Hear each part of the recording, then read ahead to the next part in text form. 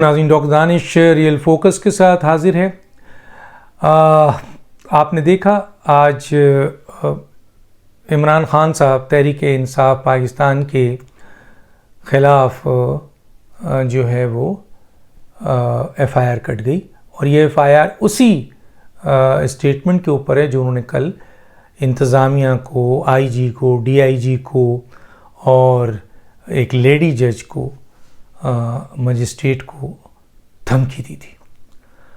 और इवन कि उसमें जो दफ़ात लगाई गई हैं उसमें मेरा ख़्याल है एंटी टेररिस्ट यानी उसकी शायद 7 है वो उसमें लगाया गया। मुझे इस वक्त याद नहीं आ रहा है, लेकिन ये है कि शायद 7 की दफ़ात है जो उनको लगाई गई है। अब ऐसी सूरत हाल में उनकी गिरफ़्तारी भी मस्ट बनती है। अगर कोई और ऐसा होता तो वो अभी तक जो है वो गिरफ़्तार हो चुका होता। तो ये आपका जो है एंटी टेररिज्म एक्ट सेक्शन 7। तो इमरान ख़ान पे इंसदाद व दहशतगर्दी की दफ़ात लग गई है। इमरान ख़ान साहब किसी भी वक्त गिरफ़्तार भी हो सकते हैं, बिल्कुल हो सकते हैं। किसी ने मुझसे पूछा कि इमरान ख़ान गिरफ़्तार होंगे तो क्या होगा? मैंने कहा कुछ भी नहीं होगा। एक शख्स जो कानून तोड़ रहा है वो उसको गिरफ़्तार किया जाएगा। तो जी कहते हैं लोग निकल आएंगे, तो मैंने कहा जी लोग अगर निकलते हैं कानून तोड़ने वाले को सपोर्ट करने के लिए तो निकलें, तो कानून नाफिज करने वाले लोग भी तो हैं। तो क्या ये जो लोग हैं ये पाकिस्तान की रियासत से, हुकूमत से ज़्यादा ताकतवर हैं, आइन और कानून से ज़्यादा ताकतवर हैं कि इस डर से कि लोग निकलेंगे इमरान ख़ान के लिए, तो आप एक ऐसे शख्स को जो 1 दफ़ा नहीं, 2 दफ़ा नहीं, 3 दफ़ा नहीं, 4 दफ़ा नहीं, 5 दफ़ा नहीं, 6 नहीं, 7 नहीं, 8 नहीं, 2 10 दफ़ा आइन और कानून की धज्जियाँ बिखेर रहे हैं, इस मुल्क के अंदर अनारकी फैला रहे हैं, इस मुल्क के अंदर खाना जंगी की बात कर रहे हैं, इस मुल्क को श्रीलंका बनाने की बात कर रहे हैं, इस मुल्क को फौज से लड़ाने की बात कर कल कहा कि ऐसे हालात हो जाएंगे कि लोग फौज से लड़ेंगे और जाने जाएंगी। क्या है, क्या बातें कर रहे हैं? तो ये सब चीज़ों के सिलसिले में कानून अगर, और सही कहा, अगर हुकूमत ने पहले दिन ही इमरान ने जब कानून तोड़ा था, और एक नहीं कई कानून तोड़े उन्होंने, आइन तोड़ा है, अगर कानून तोड़ने पर इमरान खान का कानून को रास्ता बनाने की इजाज़त दे दी जाती और कानून अपना रास्ता बनाता और वो कानून की गिरफ्त में आते और हुकूमत उसको नहीं रोकती, तो आज यहाँ तक बात नहीं पहुँचती कि शोहदा की तज़ीक और तजलील हो रही है। यहाँ तक बात नहीं पहुँचती कि अदालत की एक रिस्पेक्टेबल जज को धमकी दी जा रही है, IG को, DIG को, उनके फ़राइज़ को के ऊपर धमकी दी जा रही है, आर्मी चीफ को धमकी दी जा रही है, फ़ौज को धमकी दी जा रही है, इलेक्शन कमीशन को धमकी दी जा रही है, ISI को धमकी दी जा रही है, सेक्टर कमांडर को धमकी दी जा रही है, X and Y को धमकी दी जा रही है। ये कभी नहीं होता। अगर पहले ही हुकूमत ने हिम्मत दिखाई होती, ये मैं तो इसको बुज़दिल हुकूमत कहता हूँ। इसमें जो बताया जाता है हमें इत्तेहादियों की तरफ से कि हम इंटरफेयर नहीं कर सकते, लेकिन हम अपना माथा पकड़ के बैठे हुए हैं कि ये कैसी हुकूमत है, ये कैसी बुज़दिल हुकूमत है कि जनाब नवाज शरीफ कह रहे हैं कि 48 घंटे के अंदर इलेक्शन कमीशन ने जब साबित कर दिया, प्रूफ दे दिया, इलेक्शन कमीशन का फैसले में मौजूद है कि ये खाइन है और इन्होंने आइन के जो है वो उसमें नहीं आते हैं, आर्टिकल 62, 63 में ये सादिक और अमीन नहीं ठहरे, तो आप इनका रेफरेंस सुप्रीम कोर्ट में पहुंचा। नवाज शरीफ के कहने के बावजूद भी 48 घंटे में नहीं पहुंचा। हनीफ अब्बासी को सुप्रीम कोर्ट ने कहा हुआ है कि सिर्फ इलेक्शन कमीशन फैसला करे फिर हम करें, क्योंकि वही इदारा है। हनीफ अब्बासी गए, हुकूमत फॉरेन फंडेड पार्टी के हवाले से चीखती रहती है फॉरेन, क्या उसने नोटिफाई किया? क्या 198 मिलियन पाउंड जो वहां से आए थे, जो यहां पर इमरान खान ने उसको, तो क्या उस पर काम हुआ? तो और ये तो वो चीजें हैं, आइन शिकनी की उन्होंने, सुप्रीम कोर्ट ने मोहर लगाया कि इन्होंने आइन शिकनी की है सबने मिलके, तो क्या आप इसको रेफरेंस लेके गए? तो जब इत्तेहादियों के लोग ये सरबराह ये कहते हैं कि हमें ये कहा जाए कि यहाँ पर वज़ीर आज़म को चंद मिनिस्टर डराते हैं, मिनिस्टर खुद PMLN के मिनिस्टर और लीडर कहते हैं कि ये इतनी बुज़दिल हुकूमत है कि ये सिर्फ हुकूमत करना चाहती है, ये लंबे लंबे काबीना बना रही है, ये कहती है हम कॉन्फ्लिक्ट, ये कॉन्फ्लिक्ट है कि आइन शिकनी के बंदे को पकड़ा जाए, कौमी सलामती को जिससे ख़तरा हो पकड़ा जाए, जिसने जो है वो कानून तोड़ा है वो पकड़ा जाए, जो अदलिया को खिलाफ ऐलान जो है वो बातें कर रहा है वो पकड़ा जाए। तो ये कॉन्फ्लिक्ट है।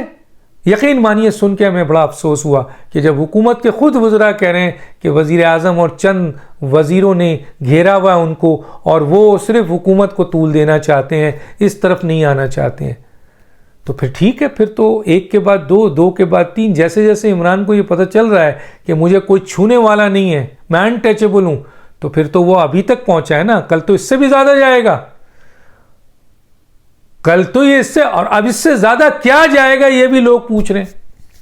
सुना है कि ये FIR कटी है, किसी ने मशवरा दिया दिल पकड़ो, अगर आपने इस पे भी खामोशी इख्तियार की तो फिर आपके घर में घुस के मारेंगे ये आपको, तो फिर इस पे हिम्मत पकड़ी है। सुना है कि जी इस्लामाबाद में FIR कटी है जिसमें एंटी टेररिज्म एक्ट जो है वो ये आपका इसको शामिल किया गया है, और इसके शामिल होने के बाद यकीनन इमरान खान की गिरफ्तारी है।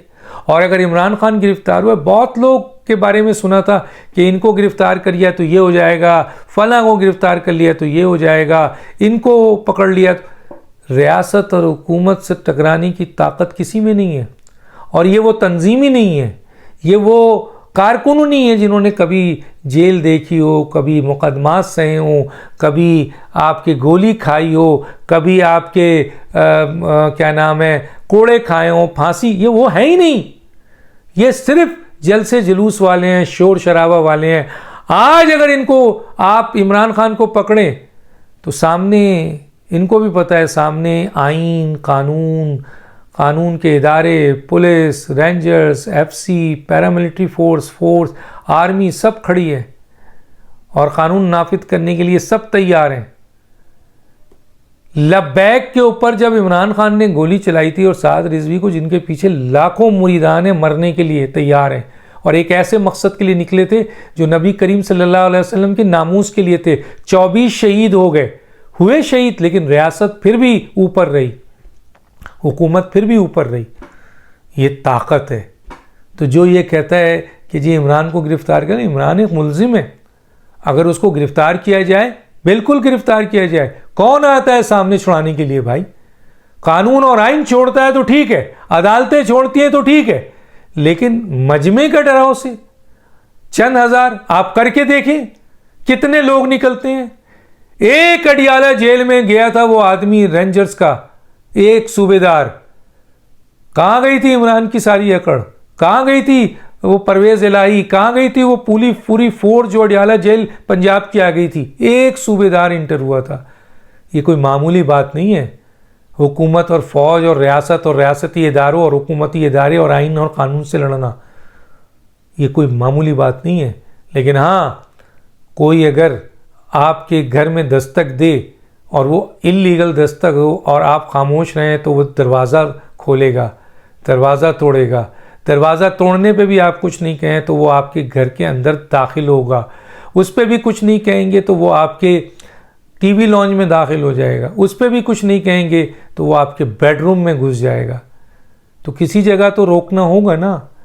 और वही हाल है इमरान खान कि अगर आपने इनिशियल स्टेज पे इमरान खान को रोक दिया होता तो आज इतनी सारी बातें, इतनी बड़ी बड़ी बातें और इतनी बड़ी बड़ी चीज़ें नहीं होती। तो हुकूमत दम पैदा करे। और ये कि आप अगर हुकूमत नहीं चला सकते, अगर आप डरपोक हैं, आप अपनी सिर्फ हुकूमत को तूल देना चाहते हैं, आपकी लालच है आपकी मिनिस्ट्री, आप डरते हैं और कानून और आइन की जंग में नहीं लड़ सकते, मेरिट पे मुलजिम को गिरफ्तार भी नहीं कर सकते, सजा भी नहीं दिलवा सकते, तो फिर आपको कोई हक नहीं है कि आप हुकूमत करें। बिल्कुल इस वक्त FIR कटी है, हुकूमत को चाहिए गिरफ्तार करें।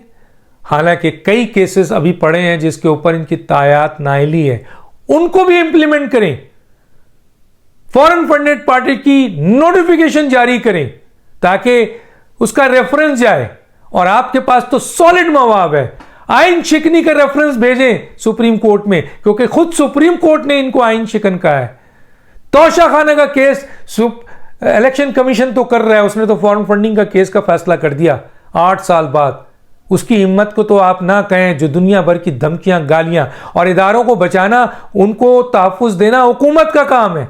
अगर इदारे खुद अपने तहफ़्फ़ुज़ के लिए निकलेंगे तो कल आप चीखेंगे कि आइन की खिलाफ वर्जी हो रही है, आप मेरे माताहत हैं। अगर आप माताहत समझते हैं तो इनको को नुकसान पहुंच रहा है, फौज को नुकसान पहुंच रहा है, इलेक्शन कमीशन को नुकसान पहुंच रहा है, IG को, DIG को, अदलिया को, तो हुकूमत अपना रोल अदा करे। लेकिन अगर आप चुप रहेंगे तो फिर कब तक वो अपने इदारों की तज़ीक और तजलील और शोहदा की तजलील और तज़ीक देखेंगे? ये नहीं हो सकता। तो करें, आप एक्शन लें, आपके पास इख्तियार है। तो और लालच है तो फिर कुछ नहीं। तो फिर ये एक दिन ऐसा होगा कि आपको प्राइम मिनिस्टर हाउस से या मिनिस्टर हाउस से गले से पकड़ कर निकालेंगे फिर लोग। बज़ाहिर तो इस किसी के अंदर इतनी ताकत नहीं है कि वो रियासत और हुकूमत से लड़ सके, और उस वक्त जबकि आईनी और कानूनी तौर पर आप किसी को गिरफ्तार कर रहे हैं, सिर्फ इंतकामी तौर पर नहीं। जिस तरह आप दूसरी सियासी जमातों के दौर में इमरान खान के साथ हुआ, तो क्या कर लिया आपके 11 सियासी जमातों के लीड वर्करों ने? इमरान खान ने अकेले चुन चुन के आपको पकड़ के बंद किया, चुन चुन के अंदर किया। क्या कर लिया आपने? हालांकि वो गैर आईनी, गैर कानूनी काम कर रहा था।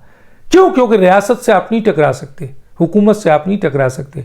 तो फिर एक शख्स या उसकी वो जमात जो बकौल मौलाना फजल रहमान के कि अगर गरम ज़मीन पे पाँव रख दिया तो जल जाएगा, ऐसे ही उनके लोग हैं भाई।